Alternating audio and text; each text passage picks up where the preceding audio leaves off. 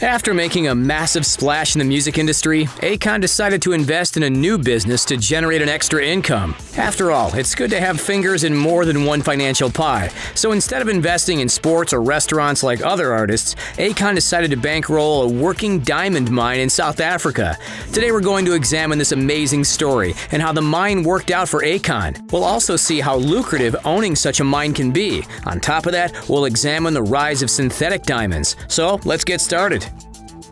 Back in 2007, Akon announced during an interview with The Independent that he had invested in a diamond mine in South Africa during 2006. The diamond industry is big business. In 2019, the global sales of polished diamonds amounted to $26.7 billion. Akon kept a lot of the details of his mine secret, although he did state that when the opportunity was presented to him, he immediately got on board. He was confident with his decision on mining diamonds, even claiming, quote, "I know for a fact that these are going to be selling forever," unquote. Akon is a big lover of the shiny stones. He frequently uses them in his jewelry and would often wear rocks that were located in his mine. During the time of that interview, the film Blood Diamonds starring Leonardo DiCaprio had recently been released. When Akon was asked about the controversy with conflict diamonds, he stated, quote, "I don't even believe in conflict diamonds. That's just a movie. Think about it. Ain't nobody thought about nothing about no conflict diamonds until the movie came out," unquote. He also compared the film to the reaction generated when the Blair Witch Project came out in 1999. At the time, a portion of the audience believed the film's events were real. Of course, a supernatural piece of fiction being compared to a film based on real events didn't go down too well. By 2010, Akon changed his opinion on conflict diamonds. He stated, quote, "I had to retract my answer because I thought about it, and it's absolutely right that anything of value is always going to be a conflict. People are going to fight over it. Governments are going to war and spend billions of dollars trying to own it because it gives them power," unquote.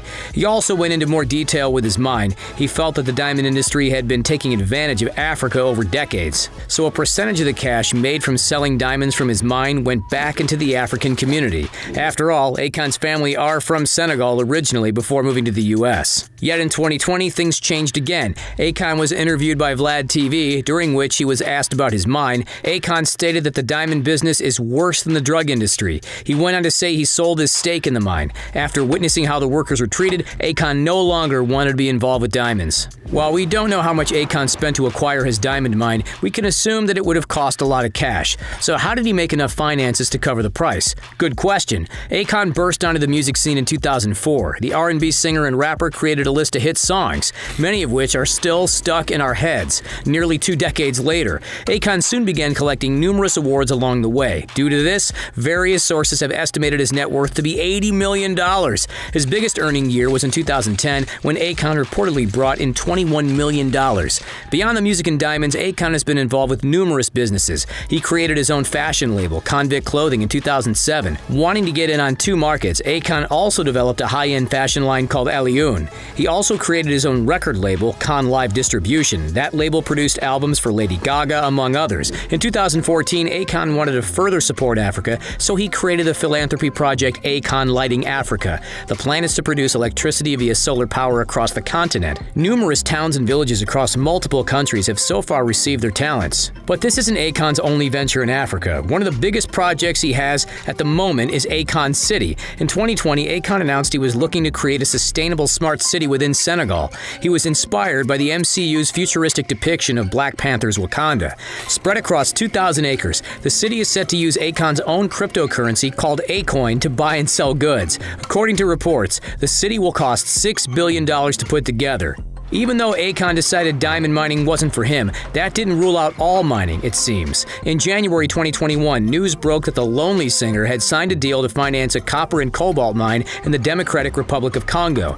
Cobalt demand is ever increasing due to the material being used in creating electric car batteries and mobile phones. In 2018, the DR Congo produced 104,000 metric tons of cobalt. That's the same as around 4 Statue of Liberties. Akon is teaming up with the state-owned mining company Sadimiko to undertake his project. According to Reuters, the deal was signed by White Waterfall LLC, a company where Akon is the president and CEO. White Waterfall had to commit a $2 million signing bonus. They also had to finance a feasibility study of the Kimona Reserve in the Haut-Katanga province of DR Congo. The Democratic Republic of Congo is said to be one of the most mineral-rich nations in the world. It's estimated that the land may contain untapped mineral reserves worth a staggering $24 trillion. Those undiscovered minerals include diamonds, gold, cobalt, and copper, which could mean Akon might make a large sum of cash in this venture.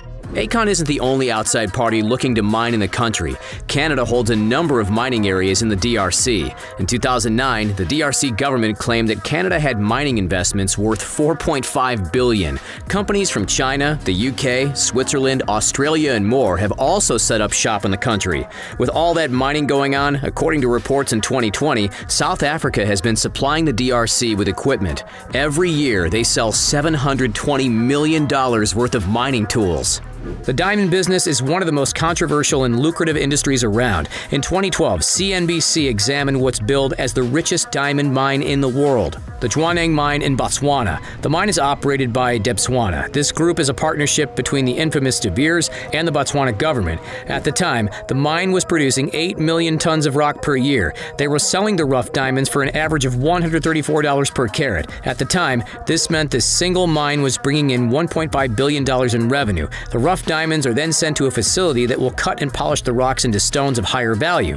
These are then used for items as jewelry. Back in 2012, the most popular locations to perfect the diamonds included China and India. This was down to cost. In the US, it costs around $100 a carat to shape the diamond, while in India, it was reportedly only $10 per carat at the time. The diamond mine industry is predominantly made up of a small group of companies, the biggest of which is South Africa's De Beers and Russia's ALROSA. The latter brought in a revenue of $3 billion during 2020, while De Beers held a monopoly of the diamond industry for decades. They've operated mines all over the world, one of which was Snap Lake Mine in the remote Northwest Territories of Canada.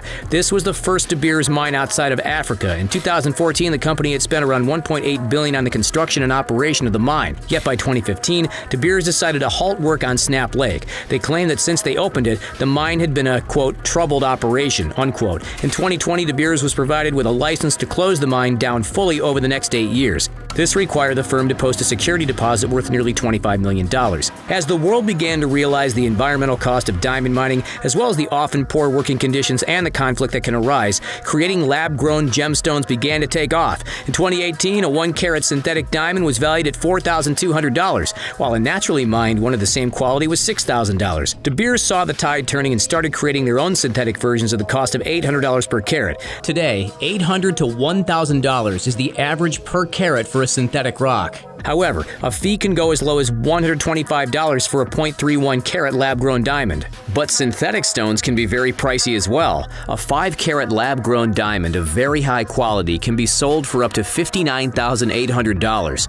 But considering it can take up to 10 days to grow a 1-carat diamond, perhaps the price makes a lot of sense. The most expensive diamond ever sold is the Pink Star. The 59.6-carat gemstone was sold at auction in Hong Kong in 2017. It ended up being purchased by Chow Teng Fook Enterprises for $71.2 million.